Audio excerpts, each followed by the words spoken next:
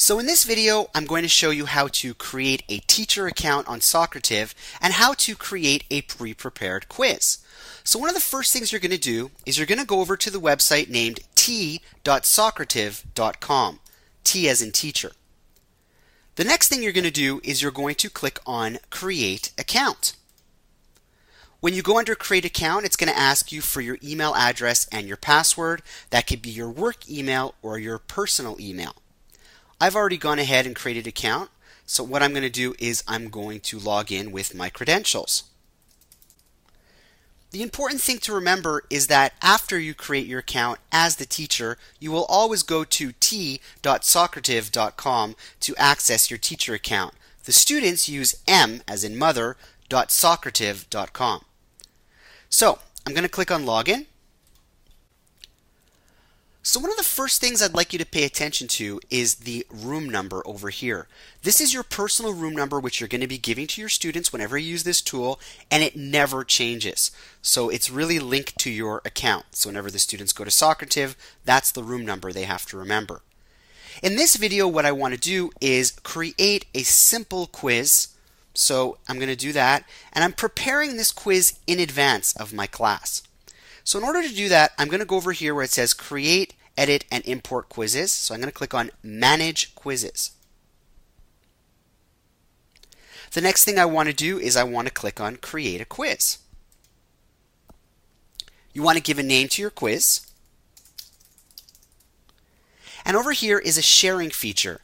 If you want to share this quiz with other teachers later on, they can import your quiz and make modifications to it. The thing that's important to know is that the quiz in your account will not be modified. It's really to share and allow teachers to use your quiz as a base for later on. The next thing I want to do is I want to either add a multiple choice or short answer question. I'm going to click on multiple choice. And over here, I can add in my question, and I can type in the answers. Next, I can specify which is the right answer. You can have more than one right answer. Here, I'm going to put in Ottawa. And an explanation is really to give the students that immediate feedback when they're doing the quiz. So there you go. I've typed in a quick little explanation so the students get the right or wrong answer, giving them the feedback. Not necessary, it's optional. The next thing I'm going to do is I'm going to give a short answer question. The short answer question works the same way. You can provide a question. We'll do as we did before. And then if you'd like, you can provide an answer and or an explanation. I'll describe the difference between the two. Let's start off with the one on the bottom, the explanation. The explanation is exactly as we did before on the multiple choice. When the student answers the question, they'll get an explanation that you provide. The answer is really, over here, if you want to provide the student with feedback if they got the answer right or wrong. Another thing you can do is you can add images to your questions. So for this one over here, my short answer question, I'm going to click on Add Image. I'm going to choose a file from my computer, like you would adding an email attachment. I have a JPEG of a Canadian flag. I'm going to double click on that. And there you go. I've now inserted the image into my question.